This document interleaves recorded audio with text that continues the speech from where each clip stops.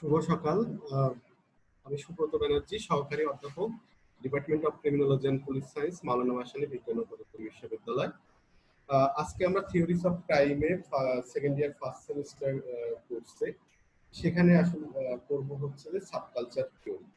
তো এই ক্লাসটা আমরা সাবকালচার থিওরিটা আসলে ক্রিমিনোলজিতে একটি বলা হয় যে খুবই ইনফ্লুয়েন্সিং থিওরি, যেটা আসলে কিভাবে ইয়ুথদের মধ্যে ডেলিকুয়েন্সি বিহেভিয়ারটা আসে সেইটাকে ব্যাখ্যা করেছে।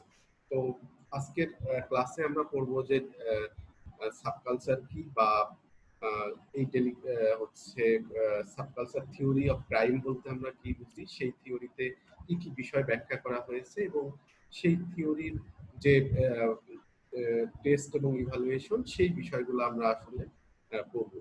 তো এই থিওরিটা আমরা পড়বো ফ্রেডা অ্যাডলার এবং মুলারের ক্রিমিনোলজি বই থেকে। তো সেটা আমরা আজকে দেখবো। এখন সাবকালচার থিওরিতে ফার্স্টেই যদি আমরা আলোচনা করতে যাই, সেখানে আমাদের প্রথম বিষয় হচ্ছে যে আসলে সাবকালচারটা কি। সাবকালচার বলতে আসলে আমরা কি বলছি? তো এই সাবকালচারটা হচ্ছে যে একটা সাব ডিভিশন অফ কালচার, যেটা আসলে একটা বৃহৎ কালচারের মধ্যে কি একটা মাইনরিটি কালচার, যাদের ওন ভ্যালুস ট্রেডিশন আছে, যেটা আসলে সেই বড় কালচারের থেকে একটু ভিন্ন রকম। তার মানে কি, তাদের আসলে যখন সিমিলার পিপুল কি করে যে একটা বড় কালচারে বসবাস করে এবং সেই কালচার থেকে তাদের কালচারটা কিছুটা ভিন্ন হয়, যেমন তাদের norms, values, life styles, dress up. তো সেই বিষয়টাকে আমরা আসলে সাবকালচার বলবো। এখন আমরা যদি সাবকালচারাল থিওরিটা দেখি, সেখানে এই সাবকালচারটা কিন্তু মানে বেশিরভাগ ক্ষেত্রে কি হয় যে যারা ইথনিক মাইনরিটিস, রেসিয়াল মাইনরিটিস এবং অকুপেশনাল গ্রুপ, হ্যাঁ, এবং এবং যারা আসলে আলাদা, যেমন ঘেটো কমিউনিটি, তারাও হতে পারে সাবকালচার।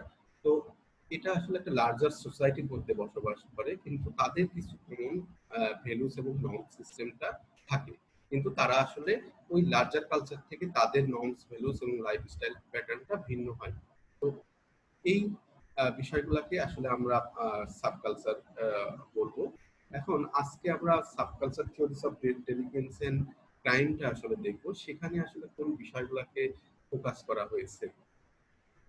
তাহলে সাবকালচার থিওরি আমরা যেটা দেখলাম, সেই মানে যেটা পড়বো, সেই সাবকালচার থিওরিটা কিন্তু ক্রিমিনোলজিতে যারা লোয়ার ক্লাস মেলস অথবা যারা লোয়ার ক্লাস ইন্ডিভিজুয়াল, সেই ফ্যামিলিদের উপরে কিন্তু এই গবেষণা, বা সেই স্ট্যাটাসের পিপলদের উপরে কিন্তু এই গবেষণাটা করা হয়েছিল, এবং কিভাবে টিনেজ গ্যাং ফরমেশন হয় সেই বিষয়টা সাবকালচার থিওরিতে বর্ণনা করা হয়েছে। তো এই সাবকালচার থিওরি অনুসারে যে মানে যদি আমরা দেখি, সেখানে সাবকালচারের এই থিওরিতে বলা হয়েছে যে ডেলিকুয়েন্ট সাবকালচার যারা থাকে, তারা আসলে বিভিন্ন সোশ্যাল যে প্রবলেম থাকে সেখান থেকে ডেলিকুয়েন্ট সাবকালচারটা অ্যারাইজ হয়, এবং এটা একটা ডমিনেন্ট কালচারের প্রভাবে এই ধরনের ডেলিকুয়েন্ট সাবকালচার হয়ে থাকে। তো এই থিওরিটা আসলে ডেভেলপ করেছিলেন আলবার্ট কোহেন এবং রিচার্ড ক্লাওয়ার্ড ও লয়েড ওহিন। তারা আসলে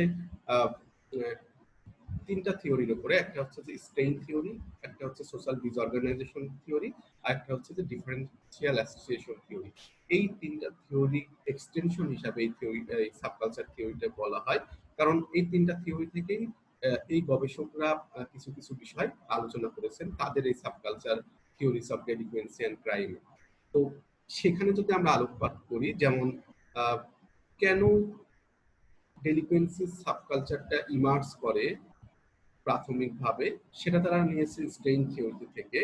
তারপরে why they take a particular form, তারা কেন এই যে একটা পার্টিকুলারলি ভাবে এই ধরনের ডেলিকুয়েন্সি হয়, সেটা তারা হচ্ছে সোশ্যাল ডিসঅর্গানাইজেশন থিওরি থেকে গ্রহণ করেছে, এবং তারা কিভাবে ওয়ান জেনারেশন থেকে আরেক জেনারেশনে স্প্রেড করে, সেটা তারা ডিফারেন্সিয়াল অ্যাসোসিয়েশন থিওরি থেকে গ্রহণ করেছে। যেটা আমরা এর আগের ক্লাস লেকচার গুলাতেই দেখেছি। আমরা যদি আমাদের আগের ক্লাস লেকচার গুলার ভিডিও লেকচার দেখি তাহলে এই থিওরি গুলা সম্পর্কে আমরা জানতে পারবো। তো ওই তিনটা থিওরি জানতে পারলে আমাদের এই ডেলিকুয়েন্সি বা সাবকালচার থিওরিটা বোঝাটা অনেক সহজ হয়ে যাবে। এই যখনই তারা এই তিনটা থিওরি থেকে নিল এবং সাবকালচার থিওরিটা কি আর্গু করলো, তারা বলল যে সাবকালচার থিওরিটা আসলে যে সোসাইটির ভ্যালু সিস্টেম আছে সেই ভ্যালু সিস্টেমটাকে যখন কোনো সাবকালচার সেটাকে মানে ডিনাই করে এবং তাদের একটা নির্দিষ্ট সোশ্যাল সিচুয়েশনে সেই ভায়োলেন্ট বিহেভিয়ার গুলা দেখায়, তখনই কিন্তু এই ধরনের ডেলিকুয়েন্সি গুলা হতে পারে। এবং যেই এইখানে নর্মস ব্রেকিং বলতে বা ডেভিয়েন্ট বিহেভিয়ার বলতে কোন ধরনের বিহেভিয়ারকে বোঝানো হয়েছে? যেই ধরনের বিহেভিয়ার গুলো আসলে মিডল ক্লাসের যে সোশ্যাল ভ্যালু সিস্টেম আছে বা নর্ম সিস্টেম আছে, সেই কনভেনশনাল মিডল ক্লাস নর্মস গুলাকে ব্রেকিং করা হয় যে সিস্টেমের মাধ্যমে, সেই সিস্টেমটা ফলেই দেখা গিয়েছে যে এই ধরনের ডেলিকুয়েন্সি অ্যারাইজ হয়। তার মানে সহজ কথায় যে মিডল ক্লাস ভ্যালু সিস্টেম বা নর্ম সিস্টেমের ব্রেকিং এর ফলেই যে বিহেভিয়ার গুলা হয়, সেখানেই সেই বিহেভিয়ার গুলাকে আলবার্ট কোহেন এবং তার সহযোগীরা এখানে ডেলিকুয়েন্সি বিহেভিয়ার গুলা বলছেন। এবং তারা বলছেন যে এই সেখানে মিলার নামে আরেকজন ক্রিমিনোলজিস্ট ছিলেন, তিনি বলছেন যে এই ধরনের ল ব্রেকিং বা নর্মস ব্রেকিং গুলা মূলত লোয়ার ক্লাস যারা থাকে, যে লোয়ার ক্লাস ইয়ত যারা থাকে বা জুভেনাইল যারা থাকে, তারা এই ধরনের বিহেভিয়ার গুলা করে থাকে এবং তাদের যে লোয়ার ক্লাস যে কালচার আছে সেটাকে প্রতিষ্ঠিত করার জন্য। তো সেই বিষয়গুলাই আসলে এই থিওরি থেকে ফোকাস করা হয়েছে। যদিও বলেছেন মিলার যে লোয়ার ক্লাস যে কালচার, মানে সেটা যে শুধু সাব কালচারের কারণে হয় সেটা না, লোয়ার ক্লাসের কালচারও কিন্তু এই ধরনের ক্রিমিনাল বিহেভিয়ার গুলাকে শো করার জন্য, বিশেষ করে যে আরবান স্লাম এরিয়া থাকে, আরবান মানে যেটা আমরা বাংলাদেশে বলি বস্তি, এইগুলা সেই জায়গায় যে ধরনের লোয়ার ক্লাস পিপলদের মধ্যে ডেলিকুয়েন্ট বিহেভিয়ার দেখা যায় বা ইয়তদের মধ্যে, সেটাকে তিনি সরাসরি সাব কালচার না বলে তিনি বলছেন যে এটাকে একটা লোয়ার ক্লাস কালচারও বলা যেতে পারে। তো সেই বিষয়গুলো এখানে বলা হচ্ছে, দেখা গিয়েছে। এবং মিলার দেখেছেন যে স্ট্রিট গ্যাং গুলো আছে, যেটা কোহেন এবং ক্লাওয়ারু দেখেছেন, তার সাথেও তিনি একমত প্রকাশ করেছেন যে লোয়ার ক্লাস যে ইয়ং পিপল গুলো আছে আরবান এরিয়াতে, তাদের মধ্যে এই বিহেভিয়ার গুলা কিন্তু দেখা যায়। তো এখন এই থিওরিস্টরা তারা একটা টার্ম ইউজ করেছেন যেটা মিডল ক্লাস মেজারিং রড। তাহলে এই মিডল ক্লাসদেরকে আসলে আমরা কিভাবে মেজার করবো, বা মিডল সোসাইটিতে যারা মিডল ক্লাস পিপল আছে বা যেই জুভেনাইল গুলা আছে তাদেরকে তিনি কিভাবে দেখেছেন? তো আলবার্ট কোহেন ছিলেন হচ্ছে রবার্ট মার্টন এবং এডুইন সাদারল্যান্ডের স্টুডেন্ট। এবং যেখানে মার্টন এবং সাদারল্যান্ড উভয়ই কিন্তু ডেলিকুয়েন্সি বিহেভিয়ার কেন হয় সেটার জন্য কিন্তু তারা তাদের থিওরি দিয়েছেন। তো কোহেন কিন্তু সেই থিওরি গুলাকে অ্যাডমায়ার করেছেন এবং সেই থিওরি গুলা থেকেই তিনি তার এই সাবকালচার থিওরিকে দাঁড় করানোর চেষ্টা করেছেন। তো সাদারল্যান্ড যেখানে বলেছিলেন যে ডিফারেন্সিয়াল অ্যাসোসিয়েশনটা কিন্তু মানুষ কি হয় যে শেখার মাধ্যমে, এবং সেটা বিভিন্ন কালচারের মধ্যে কিন্তু ট্রান্সমিশনটা হয়ে থাকে। তো সেই বিষয়গুলাই আবার মার্টিন কি বলেছেন যে যে স্ট্রেইনটা যেটা হয় বা অ্যানোমি, সেটা হচ্ছে যে একটা সোসাইটির স্ট্রাকচারাল কারণে হয়। তো সেই বিষয়গুলো থেকে কোহেন কম্বাইন করেছেন এবং তার যে থিওরি আছে সেখান থেকে বলেছেন যে ডেলিকুয়েন্ট সাবকালচারও এরকম হচ্ছে কি হয় যে একটা পার্টিকুলার গোষ্ঠীর মধ্যে বিদ্যমান থাকে এবং সেটা তারা শিখতে থাকে এবং সেটা সোসাইটির যে স্ট্রাকচার আছে, যেটা মিডল ক্লাস লোয়ার ক্লাস যে ভেদাভেদ, সেই জায়গা থেকে কিন্তু এটা মানে হচ্ছে তৈরি হয়। তো তিনি যখন এই কথাগুলা বললেন তখন কোহেন আরো যেটা বলছেন যে ডেলিকুয়েন্ট সাবকালচার সেটা হচ্ছে যে আমেরিকান যে সিটি আছে সেই সিটির যে স্লাম এরিয়া আছে, সেই স্লাম এরিয়াতে এই লোয়ার ক্লাস মানে হচ্ছে ডেলিকুয়েন্ট বিহেভিয়ার গুলাকে দেখা যায়। এবং এই বিহেভিয়ারের পেছনে অনেক কিছু দায়ী আছে, যেমন হচ্ছে যে ক্লাস ডিফারেন্সিয়াল, একটা ক্লাস ডিফারেন্সিয়েশন, যে মিডল ক্লাস এবং লোয়ার ক্লাসের যে চাইল্ডদেরকে যেভাবে তারা লালন পালন করে সেটা একটা বিষয়। তারপরে হচ্ছে প্যারেন্টাল অ্যাসপাইরেশন, মানে পিতামাতা আসলে তাদের শিশুদের প্রতি তাদের মানে প্রত্যাশাটা কি থাকে, অথবা তাদের চাইল্ড রেয়ারিং যে প্র্যাকটিস, যে কিভাবে তারা সন্তানকে বড় করবে এবং কিভাবে তাদের কাছ থেকে কি এক্সপেকটেশন করতেছে, এই বিষয়গুলোকে কিন্তু একটা মিডিল ক্লাস চাইল্ড এবং একটা মানে মিডিল ক্লাস ফ্যামিলির চাইল্ড এবং একটা লোয়ার ক্লাস ফ্যামিলির চাইল্ডের মধ্যে পার্থক্য করে দিয়েছে। তো এই সোশ্যাল স্ট্রাকচারের মধ্যে মিডল ক্লাসের যারা থাকে তারা একটু রিলেটিভলি বেটার পজিশনে থাকে, কিন্তু যারা লোয়ার ক্লাসে থাকে তারা সুযোগ সুবিধার দিক থেকেও কিন্তু সব দিক থেকে অনেক কম পেয়ে থাকে। তো সেই লোয়ার ক্লাসের যারা চাইল্ড তারা কিন্তু জানে না যে একটা মিডল ক্লাসের চিলড্রেনদের মানে মিডল ক্লাসের চিলড্রেনদের লাইফ স্টাইলটা কেমন, বা জানলেও তারা কিন্তু সেই লাইফ স্টাইলটা কখনোই পায় না। এবং তারা এই মিডল ক্লাসের যে ফ্যামিলির যে ভ্যালু সিস্টেম বা তাদের যে সুযোগ সুবিধা সেটাতেও কিন্তু তারা কখনোই যেতে পারে না, বা তারা সেই বিষয়গুলোকে কিন্তু তারা হচ্ছে তাদের মধ্যে সুযোগ সুবিধার অভাবের কারণে তারা সেগুলো অ্যাকোয়ার করতে পারে না। এবং এর ফলে কি হয় যে লোয়ার ক্লাস চিলড্রেন যারা আছে তারা একটা পোর কমিউনিকেশন স্কিল, তারপরে lack of commitment to education, তারপরে হচ্ছে তাদের যে সোসাইটি মানে লাইফের যে গোল সেগুলা নিয়ে কিন্তু তারা অত ফোকাস থাকে না। কারণ কি তাদেরকে ছোটবেলা থেকেই প্যারেন্টসরা বা তাদেরকে যারা আশেপাশের আছে তারা কিন্তু সেই বিষয়গুলো শেখায় না। এবং ইভেন যেটা কোহিন বলেছেন যে স্কুল, সেটা কিন্তু একটা পার্টিকুলার ভূমিকা পালন করে এই শিশুদেরকে ডেলিকুয়েন্ট হওয়ার পিছনে। কিভাবে যে যারা আসলে লোয়ার ক্লাস চিলড্রেন থাকে তারা যখন স্কুলে যায় তখন টিচাররা কিন্তু তাদেরকে খুব একটা প্রায়োরিটি দেয় না, যেটা আসলে মিডল ক্লাস যে চিলড্রেনরা আছে তাদেরকে দেয়। এবং টিচাররা এক্সপেক্ট করে যে মিডল ক্লাস যে চিলড্রেনরা তারা হয়তো ক্লাসে ভালো করবে বা তাদের তাদের প্রতি তাদের ফোকাসটা বেশি রাখতে হবে, এবং লোয়ার ক্লাস যারা চিলড্রেন তাদের মধ্যে পড়ালেখায় ভালো বা উদাসীনতা মানে ভালো করবে না এবং উদাসীনতা বেশি থাকবে, এটাই স্বাভাবিক। এবং টিচাররা কি করে মিডল ক্লাস যে ভ্যালু সিস্টেম আছে সেটা দিয়ে লোয়ার ক্লাস পিপলদেরকে মেজার করার চেষ্টা করে। তো যেমন মিডল ক্লাস ভ্যালু কেমন থাকতে পারে, সেলফ রিলায়েন্স মানে নিজেদের প্রতি আত্মবিশ্বাস, গুড ম্যানার্স থাকে, বড়দের প্রতি রেসপেক্ট থাকে, তারপরে হচ্ছে নম্র ভদ্র ব্যবহার থাকে। তো এই বিষয়গুলা কিন্তু লোয়ার ক্লাস চিলড্রেনরা সবসময় মানে হচ্ছে শো করতে পারে না। কেন পারে না? কারণ তাদের যে সোশ্যালাইজেশনের যে প্রক্রিয়া বা তাদের যে স্থানে যারা বড় হয়েছে বা তার ফ্যামিলি মেম্বাররাও কিন্তু এই বিষয়গুলো সম্পর্কে ওয়াকিবহাল না। তার ফলে তাদের মধ্যে কিন্তু এই লার্নিং বিহেভিয়ারটা ঠিক মতো আসে না, যেটা আমরা সাদারল্যান্ডের ডিফারেন্সিয়াল অ্যাসোসিয়েশনের থিওরি পড়েছি। শুধুমাত্র মানুষ ব্যাড বিহেভিয়ার যে পরিবার বা আশেপাশের নিয়ারেস্ট পিপল থেকে শিখবে এরকম না, এট দ্য সেম টাইম একইভাবে সে গুড বিহেভিয়ার গুলাও কিন্তু মানুষের কাছ থেকে বা আশেপাশের মানুষের কাছ থেকে শিখবে। তো সে যেহেতু সেই পরিবেশগুলা পায় নাই, তার ফলে কি হবে যে তার মধ্যে এই বিহেভিয়ার গুলা কিন্তু মিডল ক্লাস চিলড্রেনের যেভাবে পেয়েছে সেই বিহেভিয়ার গুলা কিন্তু তার মধ্যে থাকবে না। তো এর ফলে কি হবে যে স্কুলে যাওয়ার পরে সে মিডল ক্লাস যে মেজারিং রড বা তাদের যে বিহেভিয়ার সেটা থেকে সে কিছুটা গ্যাপে থাকবে। তখনই মানে হচ্ছে টিচারদের কাছে সে কি হতে পারে যে সে টিচাররা আসলে তাকে মিডল ক্লাস মেজারিং যে রড আছে সেটা দিয়েই তাকে মানে হচ্ছে মূল্যায়ন করার চেষ্টা করবে। যখনই তার মধ্যে এটা দেখবে না তখন হয়তো তার প্রতি ইভালুয়েশনটা খুব একটা থাকবে না। যখনই থাকবে না তখন কোহেন্স বলেছেন যে এই যে স্ট্যাটাস যে গ্যাপ আছে বা মিডল ক্লাসের সাথে লোয়ার ক্লাসের, যখনই লোয়ার ক্লাস চিলড্রেন এটা মিট আপ করতে পারছে না তখনই তাদের মধ্যে ফ্রাস্ট্রেশন বা স্ট্রেইন এক ধরনের চাপ তৈরি হচ্ছে। এবং এই চাপের ফলেই তিনটা ধরনের তাদের মধ্যে হচ্ছে শ্রেণী বিভাগ হয়ে যাচ্ছে বা রোলস হয়ে যাচ্ছে। তো সেটাকে তিনি বলেছেন যে তিনটা টার্ম দিয়ে, corner boys, college boys and delinquent boys, যে এই তিনটা ভাবে আসলে মানে হচ্ছে তাদেরকে তিনি ব্যাখ্যা করেছেন। তাহলে কর্নার বয়েজ বলতে আমরা আসলে কি বুঝি?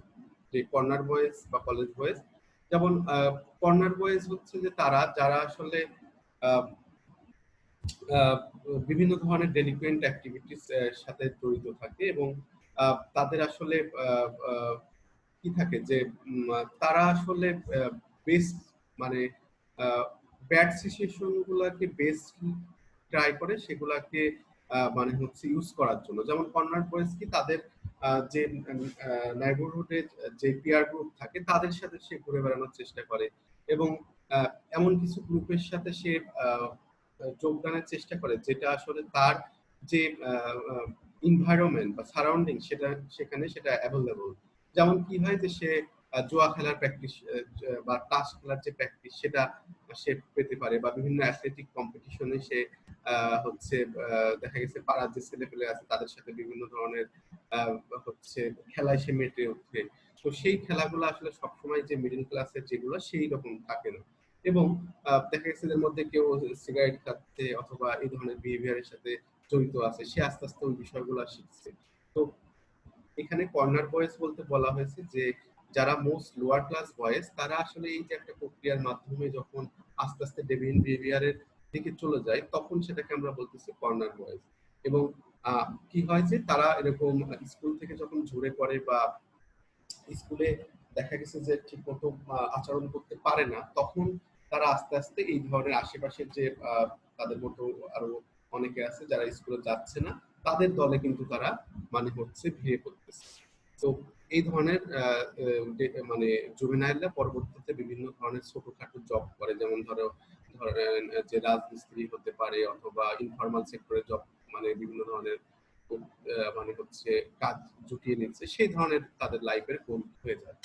এরপরে কিছু আছে কলেজ বয়েজ। কলেজ বয়েজটা কি, যারা হচ্ছে আহ, মানে মিডল ক্লাস যে ভ্যালু সিস্টেম আছে সেই ভ্যালু সিস্টেমের সাথে একটা মানিয়ে নেওয়ার চেষ্টা করে, কিন্তু সবসময় সাকসেস হয় না।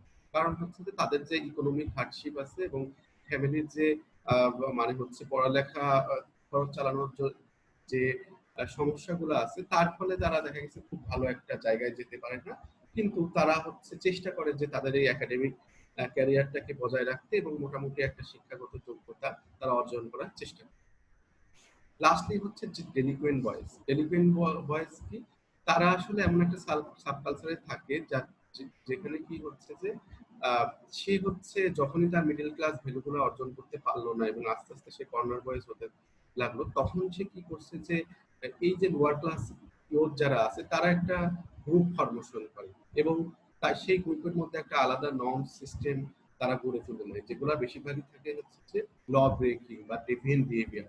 এবং সেই বিহেভিয়ারের ফলে কি হয় যে তারা কনভেনশনাল যে নর্মস আছে সেটার এগেইনস্টে তারা চলে যায়।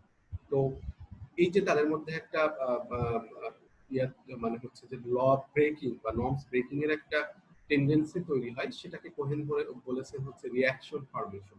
যে সে হচ্ছে যে প্রথাগত যে সিস্টেম আছে বা প্রথাগত যে আইনগুলো আছে তার বিরুদ্ধে তার একটা রিয়াকশন তৈরি হচ্ছে, এবং সে কি হচ্ছে যে সে প্রথাগত বিষয়গুলোকে রিজেক্ট করছে, এবং রিজেক্ট করার মাধ্যমেই সে এক ধরনের কি হচ্ছে যে বেটার ফিলিংস অনুভব করছে।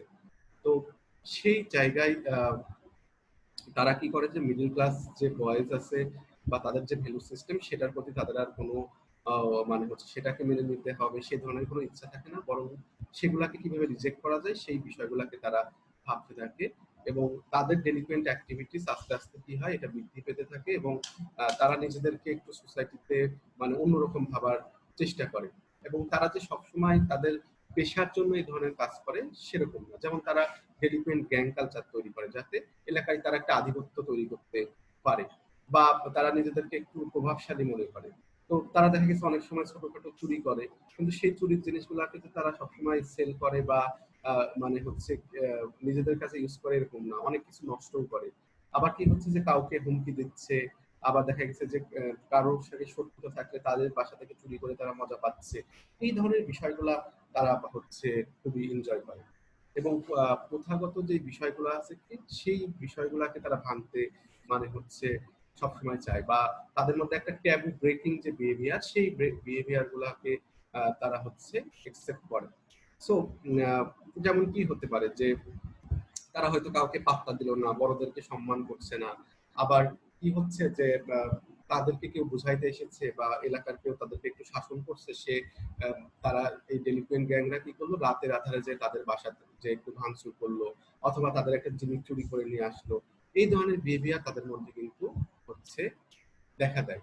তো এই আহ, আহ, এই বিষয়গুলো যে তাদের সব গোল ওরিয়েন্টেড এরকম কিছু না, সেটা এবং আস্তে আস্তে কি হয় যে এই ডেলিকুয়েন্ট যারা থাকে গ্যাংগুলা, তারা আস্তে আস্তে কিন্তু এখান থেকেই তাদের মধ্যে যে মানে পরবর্তীতে যে ক্রিমিনাল গ্রুপে যোগদান করা, সেই বিষয়গুলো কিন্তু এই পূর্ববর্তী বিহেভিয়ার থেকে তাদের মধ্যে চলে আসে। এবং তাদের মধ্যে আরেকটা বিহেভিয়ার থাকে যেটা হচ্ছে যে হেডোনিজম, যেটা আমরা সিজার ব্যাকটেরিয়ার থিওরিতে পড়েছিলাম। হেডোনিজমটাকে যে পেইন এন্ড প্লেজার, তো তারা চায় যে যে কোনো একটা কাজ করে সেখান থেকে বেশি প্লেজার পেতে এবং অ্যাভয়েড করতে চায় কি ম্যাক্সিমাম পেইন। তো সেই বিহেভিয়ারটা তারা থাকে এবং তারা কাজ করার সময় যে সবসময় মানে প্ল্যানিং করে করে এরকম না, দেখা গেছে অনেক কিছু নিয়ে তারা আনন্দ পায়, সেজন্যই সেই ধরনের অ্যাক্টিভিটিস তারা করছে। যেমন কি হয়, এই ধরনের ইয়ট গ্যাংস তারা বাইক নিয়ে দেখা গেছে অনেক দূরে চলে গেল বা অনেক রাত্রি তারা ড্রাইভিং করছে, তারা কিন্তু কনসিকুয়েন্সটা জেনেও সেটা নিয়ে তারা মানে মানে সেটা নিয়ে তাদের কোনো মাথা ব্যথা নেই যে তারা একটা অ্যাক্সিডেন্ট করতে পারে বা এর ফলে, কিন্তু তারা এক ধরনের আনন্দ বোধ পাচ্ছে বলে তারা এই ধরনের মানে কাজগুলো করছে। তো তারা মানে বেশিরভাগ ক্ষেত্রেই কি করে যে স্ট্রিট কর্নার যেখানে আছে সেখানে হ্যাং আউট করে, বা একটা পাড়ার নির্দিষ্ট জায়গায় তারা আহ, তাদের যে গ্যাংগুলো আছে, আদার ডেলিকুয়েন্ট বয় আছে, তাদেরকে নিয়ে একসাথে হয়তো খেলাধুলা করছে বা আড্ডা মারছে, সেরকম আচার আচরণ কিন্তু তাদের মধ্যে দেখা যায়। এবং তাদের বেশিরভাগের ক্ষেত্রে স্কুল ড্রপ আউট থাকে এবং কনভেনশনাল নর্মস ভ্যালুস গুলা তারা রিজেকশনের মাধ্যমে এই ধরনের বিহেভিয়ার করে থাকে। এখন আমরা যদি এইটাই এই যা বললাম এতক্ষণ, এটাই হচ্ছে যে আমাদের মোটামুটি আলবার্ট কোহেনের যে থিওরি, সেই থিওরিটা।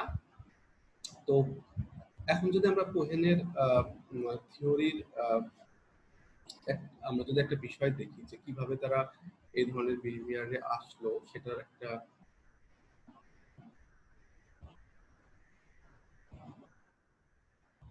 শখ আমরা দেখি, যেটা আমরা অ্যাডলারের বইয়ে দেখেছি। তাহলে আমরা দেখুন, এখানে আমরা একটা ডায়াগ্রাম দেখছি, সেখানে একটা ফিগার, সেখানে the process of reaction formation এবং ডেলিকুয়েন্ট বিহেভিয়ার, যে কিভাবে তাদের মধ্যে আসলে রিয়াকশন ফরমেশন হয়, সেই বিষয়টা কিন্তু আমরা দেখছি। প্রথমত যেটা বলা হয়েছে যে working class socialisation plus middle class values of success, মানে ওয়ার্কিং ক্লাসের সোশ্যালাইজেশন একরকম থাকে, আর মিডল এবং তাদের ইচ্ছাটা কি থাকে মিডল ক্লাসের যে ভ্যালুস অফ সাকসেস সেটা গ্রহণ করা। তো এইখানে লোয়ার ক্লাস, যেটা আমরা failure in the school system, এর পরবর্তীতে আমরা কি করলাম যে লোয়ার ক্লাস চিলড্রেনরা যখন তাদের মিডল ক্লাস ভ্যালু সিস্টেম যে যোগ্যতা সেটা অর্জন করতে ব্যর্থ হয় এবং স্কুল সিস্টেমেও যখন টিচারদের দ্বারা তারা নেগেটিভ আচরণের শিকার হয়, তখন বলা হচ্ছে যে তারা ফেইলিওর করে এবং পরবর্তীতে loss of self esteem and increase feelings of rejection, এবং তাদের মধ্যে কি নিজেদের প্রতি আত্মবিশ্বাস এবং রিজেকশনের যে একটা মানে মানে কষ্ট, সেটা কিন্তু তাদের মধ্যে আস্তে আস্তে কম হয়। তো হওয়ার ফলে কি হয় যে তারা স্কুল ড্রপ আউট হয় এবং অ্যাসোসিয়েশন উইথ ডেলিকুয়েন্ট পিয়ার্স, যেটা আমি একটু আগেই বললাম যে কর্নার বয়েস ক্ষেত্রে যেটা হয়, তারা স্কুল ড্রপ আউট হয় এবং আস্তে আস্তে ডেলিকুয়েন্ট পিয়ারদের সাথে তারা মিশে যায়। পরবর্তীতে increased hostility and resentment towards middle class standards and symbols as reaction formation, এবং তার ফলে কি হয় যে তারা আস্তে আস্তে রিয়াকশন ফরমেশন করে, যেটা কনভেনশনাল যে নর্মস ভ্যালুস গুলো থাকে সেগুলোকে তারা ব্রেকিং করে এবং মিডল ক্লাসের প্রতি তাদের একটা মানে আক্রোশ তৈরি হয়। Lastly, improve self-image in a gang context and through negative and malicious delinquent behavior, এবং আস্তে আস্তে তাদের মধ্যে একটা সেলফ ইমেজ তৈরি হয় এবং সেই ইমেজটা কি যে ডেলিকুয়েন্ট বিহেভিয়ার এবং নেতিবাচক যে আচরণ, সেই আচরণগুলো তাদের মধ্যে কিন্তু কম করে। তো এতক্ষণ আমরা যেই বিষয়গুলো বললাম সেটাকে একটা এই যে আমরা যে ফিগারের মাধ্যমে দেখলাম, সেইটাই এটাই আসলে কোহেনের যে subculture theories of crime and ডেলিকুয়েন্সি, সেটাকে আসলে এইভাবে আমরা ব্যাখ্যা করতে পারি। তো লাস্টলি আমরা যেটা দেখবো যে এই যে আমরা কোহেনের থিওরিটা বললাম, সেই থিওরিতে যদি আমরা দেখি যে এই থিওরিটার আসলে আমরা টেস্ট বা এই থিওরিটাকে যদি আমরা দেখি যে এই থিওরির উপরে আসলে আর কি কি গবেষণা হয়েছিল এবং তারা কি বলেছিল, সেই বিষয়গুলো আমরা যদি দেখি, সেখানে কোহেনের থিওরির উপরে আসলে পরবর্তীতে অনেক গবেষণা হয়েছিল এবং বলা হয় যে ক্রিমিনোলজি ডেলিকুয়েন্সি নিয়ে রিসার্চের ক্ষেত্রে কোহেনের থিওরি একটি যুগান্তকারী মানে হচ্ছে ভূমিকা পালন করে, বা এটা পরবর্তীতে ডেলিকুয়েন্সি বা ডেলিকুয়েন্ট বিহেভিয়ার গুলো নিয়ে যখনই আলোচনা হয় তখনই কোহেনের থিওরি চলে আসে। কারণ তিনি আসলে ডেলিকুয়েন্সির সাথে সোশ্যাল স্ট্যাটাসের যে সম্পর্ক আমাদের সেই বিষয়গুলোকে কিন্তু নিয়ে এসেছিলেন এবং অনেক এভিডেন্স আছে যারা পরবর্তীতে গবেষণা করেছিলেন সেটাকে কোহেনের যে লোয়ার ক্লাস চিলড্রেনদের যে পারফরমেন্স সেটাকে তারা কিন্তু সাপোর্ট করেছেন। যেমন টিচাররা কিন্তু অনেক ক্ষেত্রেই যারা লোয়ার ক্লাস চাইল্ড আছে তাদেরকে কিন্তু নেগলেক্ট করেন বা মিডল ক্লাস যারা স্টুডেন্ট আছে তাদেরকে কিন্তু এই স্কুল পর্যায়ে একটু ইভালুয়েট করেন বেশি।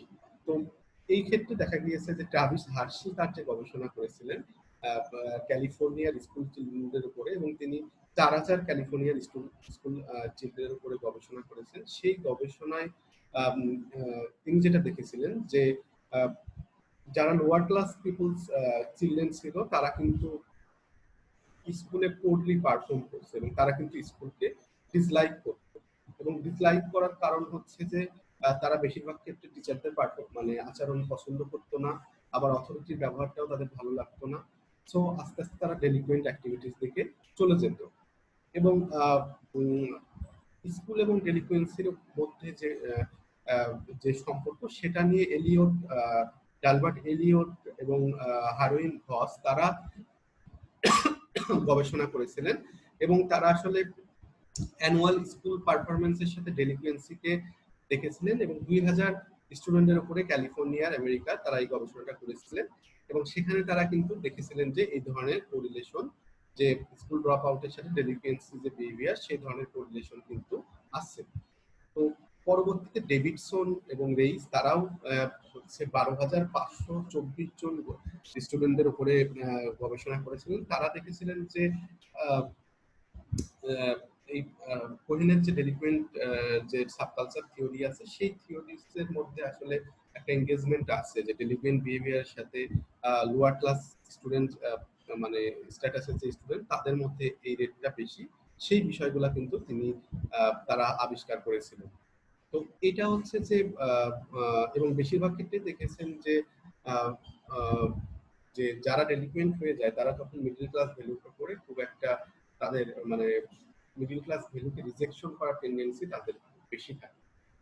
তো এখন যদি আমরা থিওরিকে ইভালুয়েশন করি ওভারঅল মূল্যায়ন, সেখানে বলবো যে এই থিওরি যেরকম অনেক ক্ষেত্রে পজিটিভ আউটকাম নিয়ে এসেছে আবার অনেক ক্ষেত্রে ক্রিটিসাইজও শিকার হয়েছে। তবে কোহেনের থিওরি ক্রিমিনোলজিতে একটা নাম্বার অফ কোয়েশ্চেনের অ্যান্সার দিয়েছে। যেমন তারা আসলে কেন ডেলিকুয়েন্ট বিহেভিয়ার কিছু নাইবারহুডের মধ্যে বেশি দেখা যায় এবং যারা স্কুল অ্যাটেন্ড করে না সেই বিষয়গুলোকে কিন্তু তিনি নিয়ে এসেছিলেন। আগে যেমন ডেলিকুয়েন্সি কেন কার মধ্যে বেশি হচ্ছে এই বিষয়গুলো নিয়ে কারো কনসার্ন ছিল না, কোহেন কিন্তু সেই বিষয়গুলোকে মানে হচ্ছে সুন্দরভাবে নিয়ে এসেছেন এবং তিনি যে সাবকালচারের মাধ্যমে বর্ণনা করেছেন সেটা কিন্তু ক্রিমিনোলজিতে মানে এর আগে এইভাবে কেউ মানে বর্ণনা করেনি।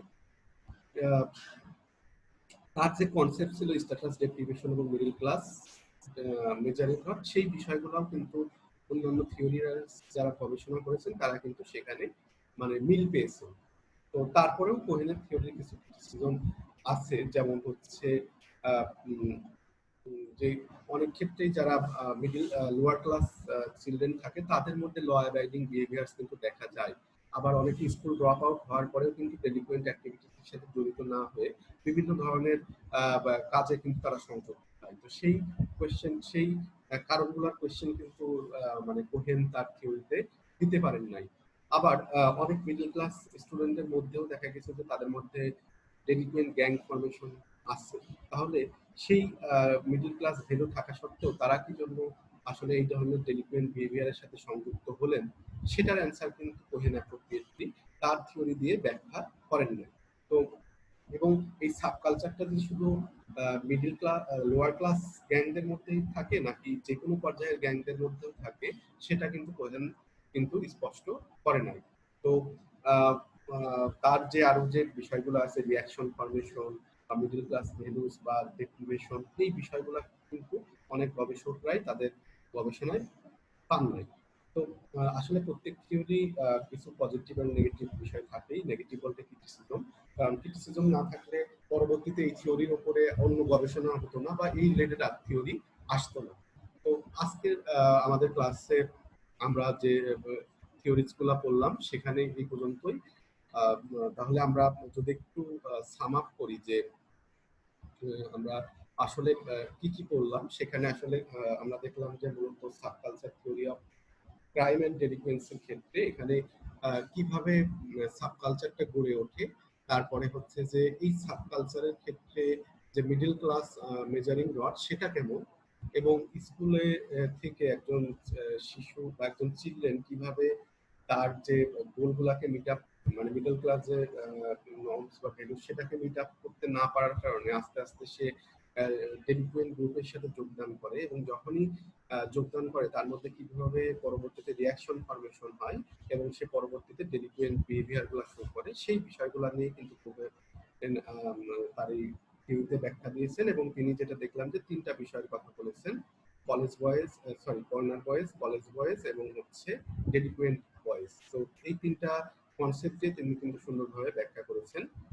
লাস্টলি আমরা তার থিওরির যেটা টেস্ট, এম্পিরিক্যাল টেস্ট, মানে তার থিওরি নিয়ে আর কি কি গবেষণা হয়েছে সেই বিষয়গুলো দেখলাম, এবং পরবর্তীতে তার থিওরির মূল্যায়নটা আমরা দেখলাম। তো আজকে আমাদের ক্লাস এই পর্যন্তই। আমরা নেক্সট ক্লাসে অন্য কোনো থিওরি নিয়ে চলে আসবো। তো ধন্যবাদ সবাইকে।